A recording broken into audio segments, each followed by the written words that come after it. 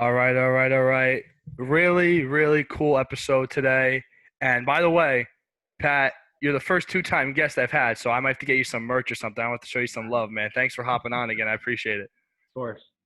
So, Pat, first two-time guest again, Pat Kivlehan, Toronto Blue Jays, and also today I have Jack Pintarelli. This kid's so Jack, say hi to everybody. So you kind of hop on the screen. Hi. There he is. So Jack's heading into seventh grade. He plays for Maggio baseball. Pat, I told him he shouldn't be wearing that hat in a Joe's Zoom thing, but it's all right. We'll let it slide.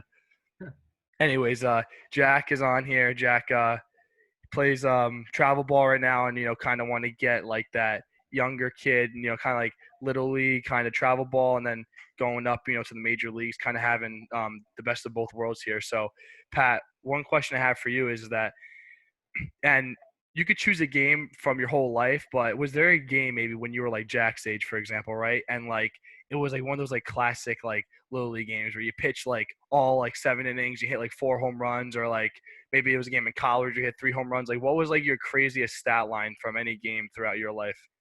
Oof, craziest stat line. We had a game. It was actually an A-ball a couple years back when I played for the High Desert Mavericks. We had a game. We ended up winning. I think the final score was like 30-10.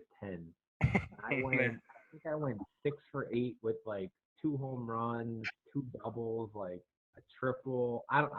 Oh, maybe not a triple. I don't think I hit for the cycle, but it was Right. something crazy where I had at least multi homers, multi doubles, and like 5 or 6 RBIs. It was a great game.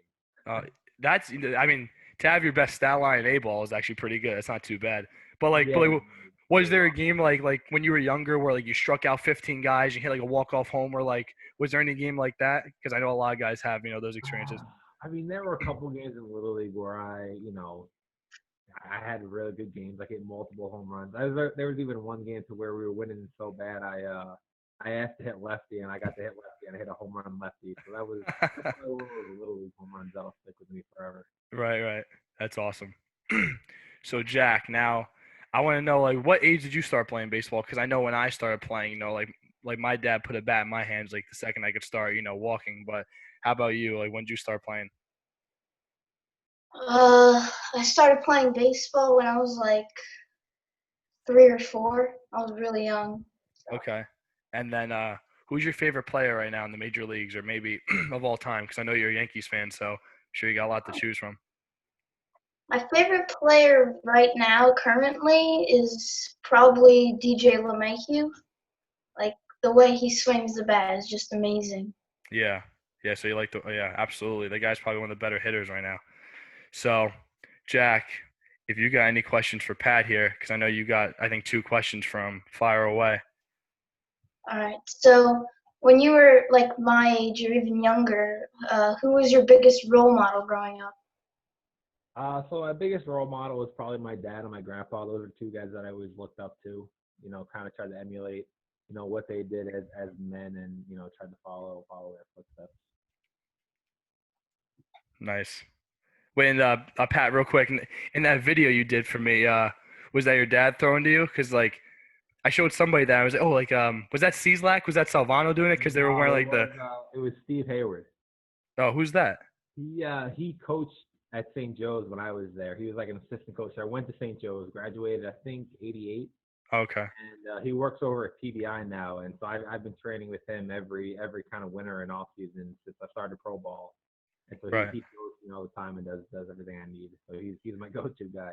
And then you've been doing like those like live BP sessions, right, with all those guys at PBI. Yeah. We've been doing those too. So Okay. So Jack, I cut you off. Keep going. My bad. Um, all right. So this is my next one. How many like how long a week did you practice to like reach your goal? when I was To your age. Yeah, probably. So when I was your age, it wasn't just baseball. I played football, basketball, and baseball. So it was honestly whatever sports season it was. But it was as soon as we got out of school. There was a big group of us where I lived, and we would get together in the backyard or the cul-de-sac or the street or wherever, and just kind of play and practice. And even though we weren't getting those like kind of practice reps with a team, say like with coaches, everything, just playing the game with each other kind of taught us how to play and the right way to play, and taught those skills that you can't really get in an hour-long practice. Kind of something you need to just keep practicing and playing, and you'll eventually learn and get.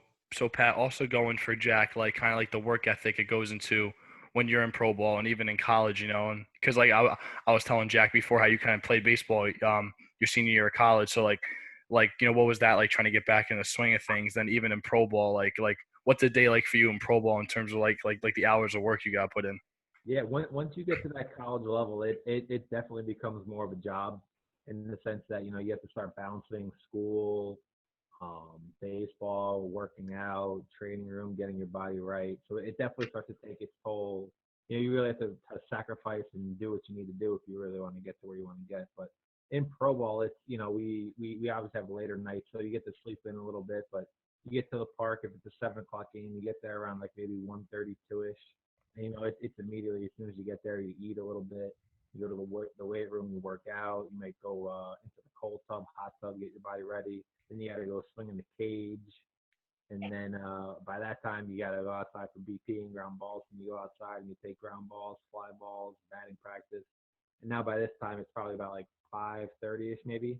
So you have about an hour and a half till you go back in, get something to eat, get ready, go back to the weight room, get ready for the game, and then strap it in and go at 7.